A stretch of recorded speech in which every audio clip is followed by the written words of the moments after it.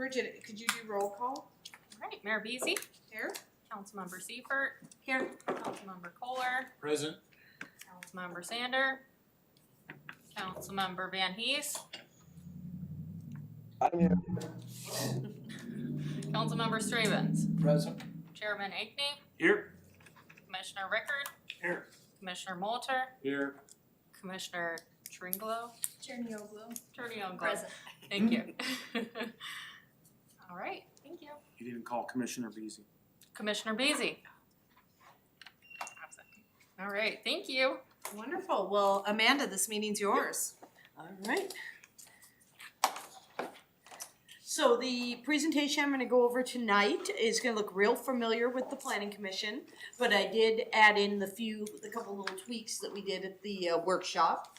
Otherwise, this is a info session for council with the ability for Planning Commission to answer any questions as we go forward towards the public hearing process.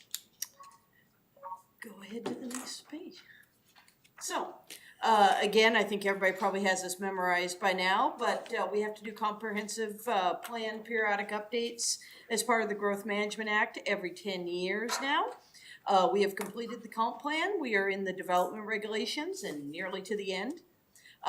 We have to make any changes needed for Washington state law to update best available science in the critical areas and update the development regulations to be consistent with the comp plan as well as for internal consistency.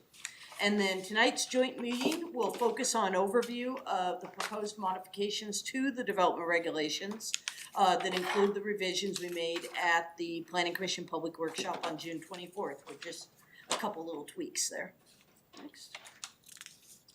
So where are we at in the process? We are almost all the way to the end. All required sections were covered. They were checked for consistency, clarity, and cross-reference. And as far as where we're at in the process, again, nearly done. SEPA review just completed this week, beginning of this week.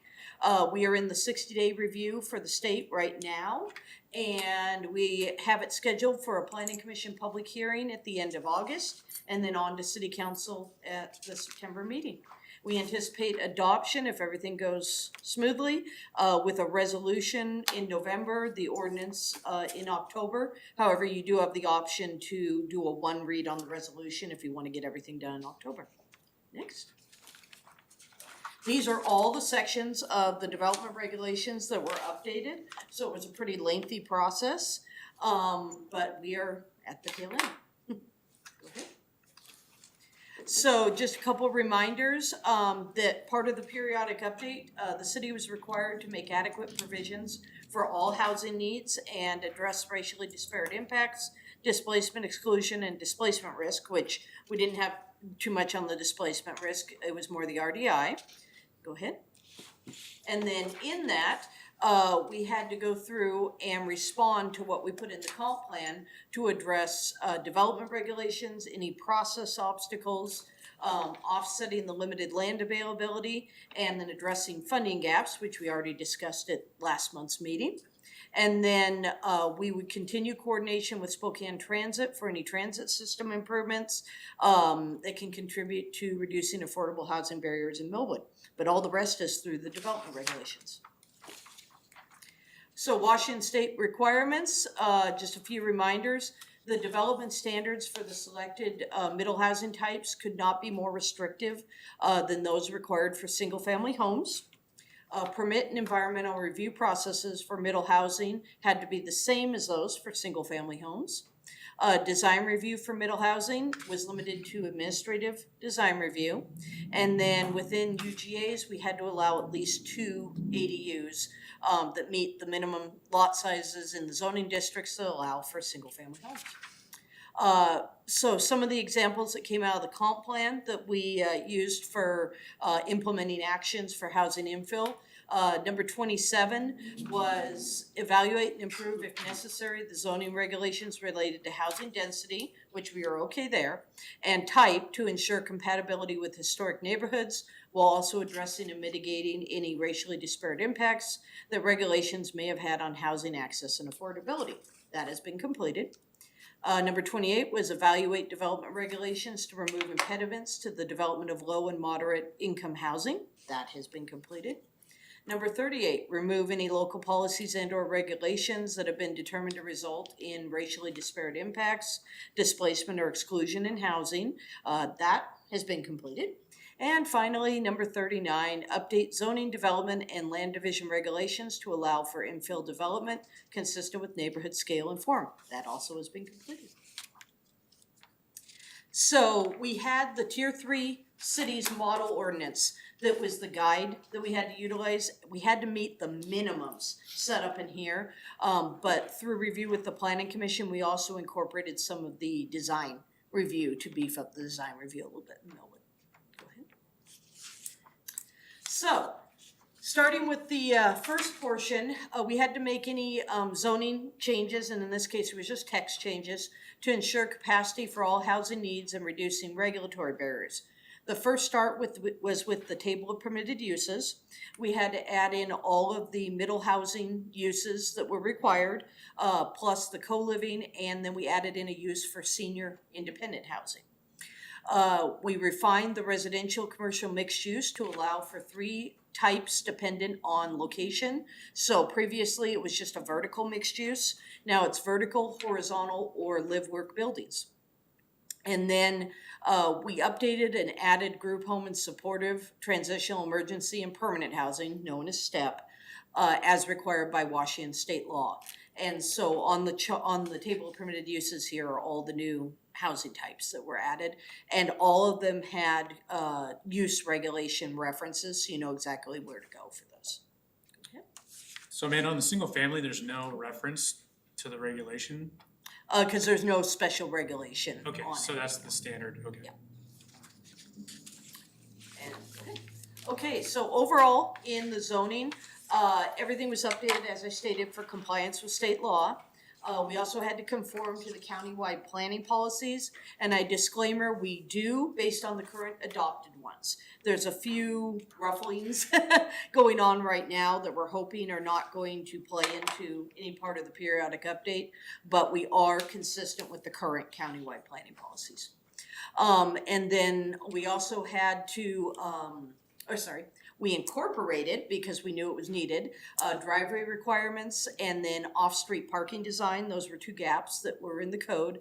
Pedestrian access and loading spaces for commercial uses were added in. And then incorporation of blue zone principles such as urban agriculture updates and consistency and clarity updates. Starting in the residential zones, we removed, after discussion quite a bit on this, we removed requirements for frontage on a public street and reduced the front lot line widths to allow for infill development that may utilize a private driveway or access easement, along with the utility easement for accessing the rear of the lot. And you saw that starting back in December when we did the graphics, and you'll see them again. The minimum lot size requirement was removed, and we added references just based on the bulk density standards, which were already adopted by the city, and then utilization of the lot width, design setbacks, and the maximum building and lot coverages to design the lot sizes. This is a trend that a lot of the cities were utilizing because in Millwood's case, things weren't consistent. And so it allows you to start with the bulk density and then go in and look at the different coverages and stuff. The ADU standards were updated to be consistent with state law, and this is the topic that I've probably had the most questions on and most interest in. So I think this is where Millwood's going to see a lot of the infill is in ADUs. The parking requirements were updated to be consistent with Washington state law for the most part. Millwood didn't have to make too many updates to this. We weren't one of the larger jurisdictions within transit proximity, so we just had to make minor updates. And then we added the provisions that were required for new housing in existing buildings, as well as the density bonus for affordable housing on religious organization properties, as well as the provision for retrofits of existing buildings for residential housing and accommodation for passive house requirements, which it basically was allowing a slight increase into the setback when you have increased insulation, those kinds of things. And those were all just straight out of the RCWs for the most part. The requirement for conversion of single-family homes to middle housing, which is basically just compliance with the building code requirements. And then updating the residential design requirements based on the adopted comp plan design policies and implementation actions. So we had the typical designs of Millwood in the comp plan. The design requirements are now updated to be consistent with those, as well as some that were incorporated from the Tier 3 model ordinance. So subdivisions, this was another section that was required to be updated as part of the periodic update. Short plats have increased from 4 to 9 lots is what's now proposed. Added provisions for unit lot subdivisions to short plats and subdivision regulations. Added provisions for administrative lot splits, and then clarified and streamlined the regulations. Under Title 14 and Chapter 1744, these are kind of the processing documents. Everything was streamlined to reflect local project review requirements that were updated by, or require updates by state law, and updated to be consistent as well as for current best practices such as the countywide addressing standards that we didn't have in there. For the commercial and the public zones, updated setbacks to provide consideration for adjoining residential zones. This was something that came out of the stakeholder interviews. So it basically, the taller the building, the more the setback. Providing clarification and consistency for the development standards and incorporating the provisions in Washington state law.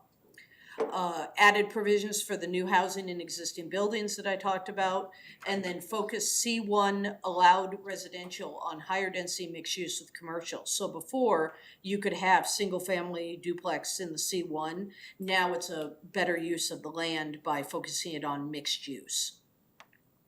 Outline the requirements and options for commercial shared parking, and updated requirements for consistency with state law, as well as the added residential / mixed use parking requirements and bicycle parking. So some general things, as I said, everything has been updated for state law requirements. Clarified administrative exceptions and added alternative methods of compliance. Clarified non-conforming use structure and lot provisions, added green infrastructure and low-impact development provisions, updated fencing regulations to be easier to utilize, and this actually was something that was drafted, I believe, by council about a year or two ago, but it was held off until this time, so nothing changed. It was just incorporated in. Enhanced sidewalks, trails, shared roadways, and complete street sections. So now the city should be able to apply for grants with a complete streets requirement in the planning process. And provided a graphic for Clearview Triangle, so it's easier to interpret. In the construction section, clearly identified the building official. You had to look pretty close to see it was me. And so now it clearly says it's me, but I coordinate with Spokane Valley since that's who we have an interlocal through. Updated the adopting building code list and updated for current administrative practices, consistency, and clarity. And finally, critical areas, inclusion of the state law requirements for best available science, updated the definitions, etc., and overall consistency and clarity updates. Next. So this would be what you saw back in December. It's now been updated for what is being proposed in the code. Okay. So this is the UR1 rear infill scenario. Not a huge amount changed here. We stayed with the 50-foot minimum front lot line width that was proposed, and the lot depth. The only thing that was added, and this was added at the workshop, was just clarification that obviously if you do quick math, 50 times 50 is not going to meet the bulk density standard. So it was just a note added to say that it may need to be increased in depth if you use the minimum lot width, so that everything was consistent. We also added height to the stories because there's a whole lot of interpretations on what story meant. So that was clarified, and then it was clarified that the building height would be maximum. So in this scenario, this is a single family home, real deep lot. It would add in a duplex in the back, split basically using a unit lot subdivision for the one-story duplex. It would be a 10 to 12 foot wide private driveway with utility and access easement, and everything would meet based on GMA requirements and tier 3 requirements. There'd be approximately 11,000 square feet of common space left on this lot, which is quite a bit. Another UR1, this is using an administrative lot split instead of a unilot subdivision. This would take a corner lot, split the backyard off, and allow for an additional unit or a couple units with an ADU on the back portion of the parcel. Again, no minimum lot area, 50-foot front lot line width, nothing else changed because it's all the same from the last slide. Both the parent lot and the newly created lot would need to meet the minimum lot size allowed, which in this case is based on the bulk density and everything. This example would. And then if the lot split results in a new lot of a size that would be allowed to further divide, which this wouldn't, you can't use administrative lot split, so this is a perfect example for an admin lot split. And then the city cannot impose a limit on the total number of dwelling units that's less than what would have been allowed if they didn't split it to begin with. So on this case, it is 4 total on the lot. So, Yes. so in terms of setbacks, do we have the capability to increase setbacks? So No. 5 foot is then, right, so it would be 10 feet between 2 houses. So. We went from 30 feet to 10. So it would be 10 feet between 2 houses, Right. because you have 5 Right. and 5 on each Right, side. 10. If that's for a 1-story. If it's a 1.5 story or up to 28 feet, it would be 10 feet and then whatever the other side is. And if it's a full 2-story, it would be 15 and whatever the other side Right, is. is that from the state or can So. we do 7.5? Can we increase that? So 5 feet between, so 10 feet between buildings, that seems thin to me. I don't know what council thinks, but that seems tight. It's tight, but I thought that was from the state requirements. So the tier 3 ordinance specifies how low you can go or how high, you can go. And to the best of my knowledge, and help me out, Planning Commission, since we went this in depth, I think we were sitting right where we were supposed to be. The one thing that Millwood is higher on, but we went to the maximum, was we maintained the front and the rear setbacks at the maximum. Okay. Thank you. Yeah, that's it on this one. Any other questions on this slide? And those all, we didn't change anything on the setbacks, those are all what they were. Next one. So now we're gonna hop over to UR2. And so this is an example of an administrative lot split in UR2, and it's adjacent to an alley. So for this one, you'd have a 14,000 square foot parent parcel, which would be allowed 4 units total. So when you split them off, lot 1, the parent parcel, could have the single family home and 1 to 2 ADUs. Lot 2, the administrative lot split, could have a single family home, or single family home plus 1 to 2 ADUs, no more than 4 units total on both lots. And the difference on the development regulations here is minimum front lot line width is 40 feet, so 50 feet in UR1, 40 feet in UR2. Same change on the lot depth, same height changes. And then the only thing different that I had to note on this is on accessory buildings. State law does not allow you to go lower than 24 feet if it has an ADU. And so it was already set at 25 feet for UR1. It was requested, the Planning Commission decided to leave accessory buildings at 20 feet, but we had to add a note that if it contains an ADU, then it'd be 25 feet to be consistent with UR1. So that is the UR2 example. Yeah. A little bit bigger UR2 example. This is using a unit lot subdivision or a short plat. Either one works on this. This also gives the example of taking a smaller single-story home, and it could have added to be 2-story to be what they call a stack flat. If that's the case, the example picture right in the bottom middle there would be, what is actually a 2-story, or even, if you count the basement, a 3-story in that case, for the basement. But that is a duplex or stacked flat example of what could be in the UR2 zone. As far as dividing it out, lot 1 is 29,000, so it's, and change, it's still pretty large. Lot 2 would be about 4,300, consistent with bulk density and setbacks, and lot 3 would be 6,864, which could be a single family housing or middle housing unit. So this is a larger one. If you were to take this and divide it out based on the bulk density, it'd be a total of 11 units on just a hair under an acre. Go ahead. And then this is our commercial example. So when we talked back in December and then throughout the process, this is where we integrated the option for either vertical, horizontal, or live work building. So we simplified the mixed use regulations, made them consistent between C1 and C2, and it goes over the provisions there. We had lengthy discussion on setbacks in the commercial zones, so those were adjusted, as was the maximum lot coverage slightly. I think it was just made consistent was the only difference. Yeah, it was. It went back and forth a couple times, but it was brought back to just be consistent between the two zones, and then updated the building height for commercial height requirements. The other thing on this one is, a question came up at the public workshop. There's a little tab you should be able to click on here somewhere. It was in the upper left corner last time I saw, but now I don't see it. Nope, didn't come up. Okay, so I gotta use my memory. Help me out, planning commissioners.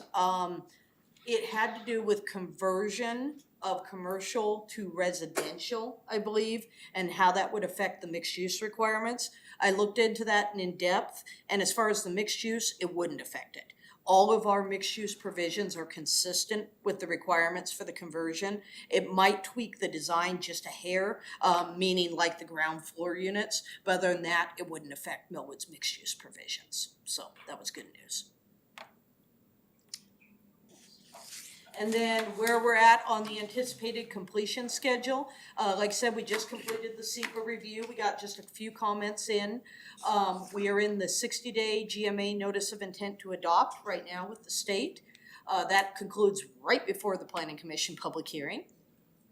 Tonight is the joint workshop, Planning Commission and Council. The Planning Commission has a meeting on July 29th. I'll cover any proposed modifications that have come in for comments. Then the public hearing is scheduled for August 26th. City Council's proposed to have the ordinance first read and public hearing on September 8th. Second read and potential adoption on October 13th, as well as a first read of the completion resolution, and that's a mandated requirement. This is the option where if the council so chooses, you can wrap it all up in October by doing a first, second read combo on the resolution. And then it would be completed. She's a good salesperson. Questions? I mean, you could have your November back And we'd be 2 months ahead of schedule. Yes. So in your table, page 12, what's the definition of multifamily? It is now, we didn't have one, and so now we're consistent, 5 or more or 6 or more? 5 or more. 5 or more units, I believe is what. We went back and forth between 5 and 6, but I think it landed on 5.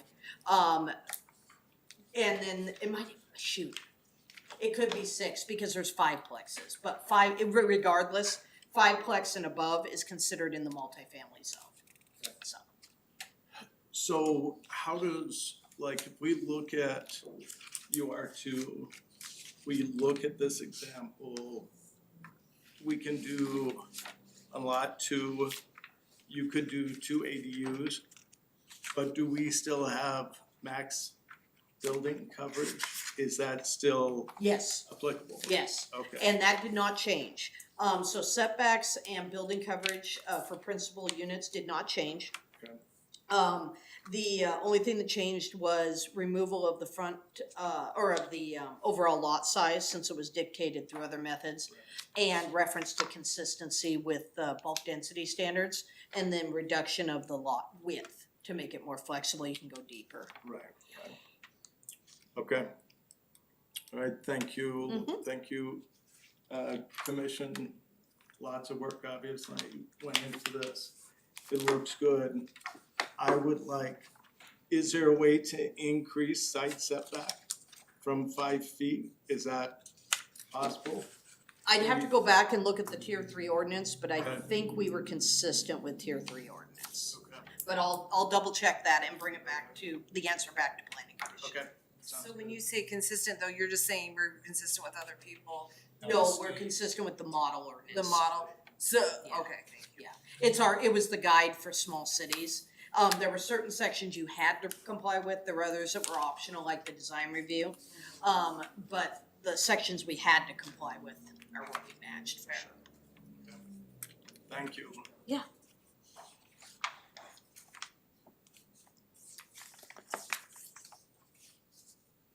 Is there any other conversations or questions or comments?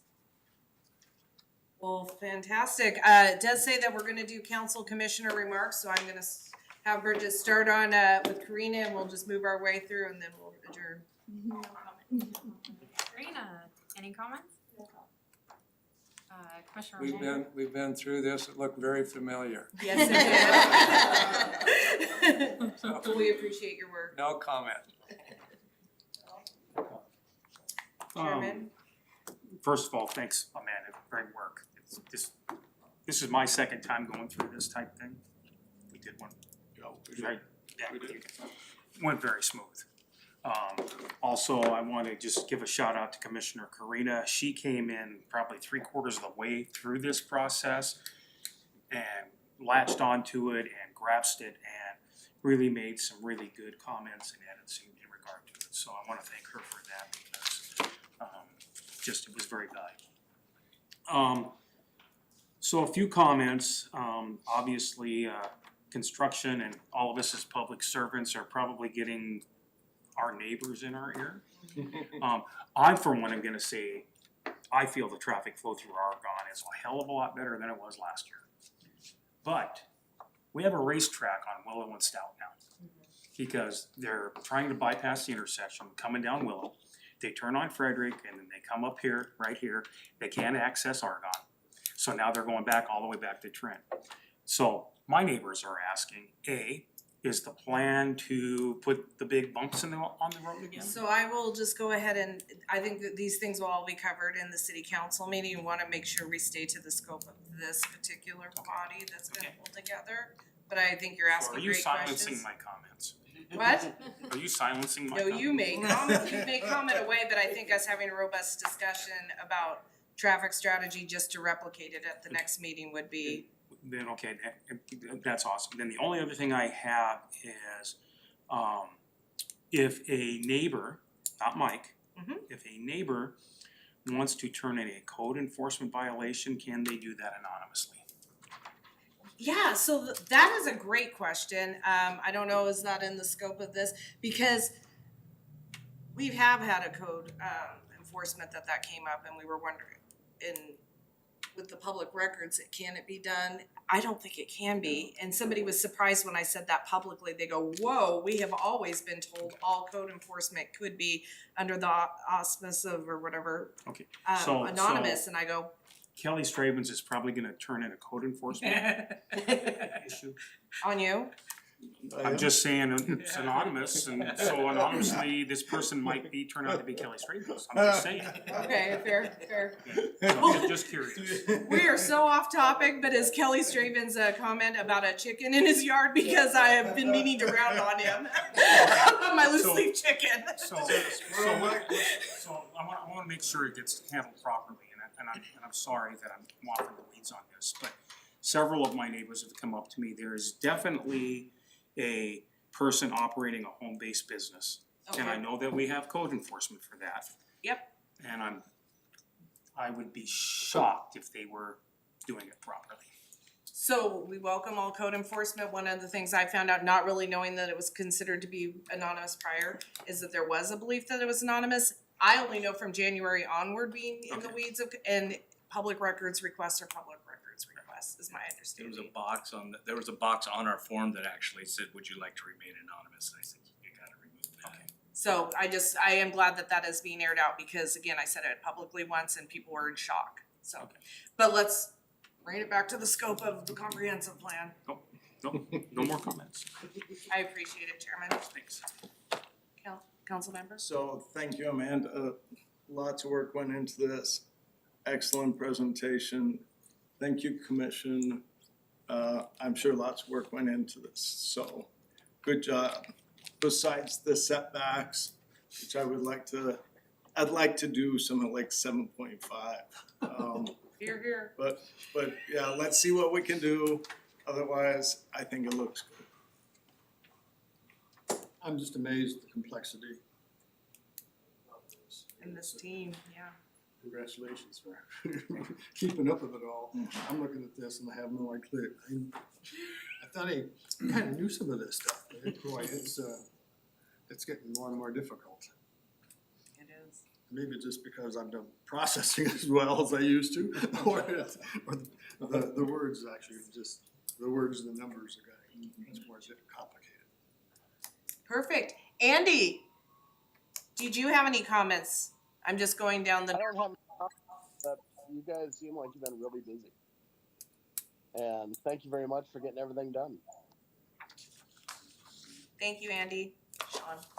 Yeah, thanks to the planning commission and Amanda for keeping us on track and keeping us in compliance with the state's rules. And exceeding, because she was the first one in the state to turn it in or something. We got an award.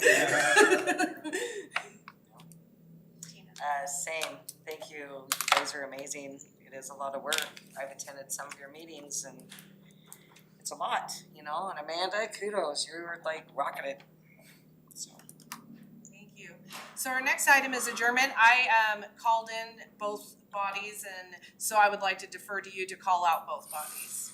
Okay, so I will entertain a motion to adjourn the joint meeting. I'll make a motion to adjourn. Do we have a second? I'll second. Any discussion on the matter? Hearing none, all in favor say aye. Aye. All opposed say nay. Ayes have it. Meeting adjourned.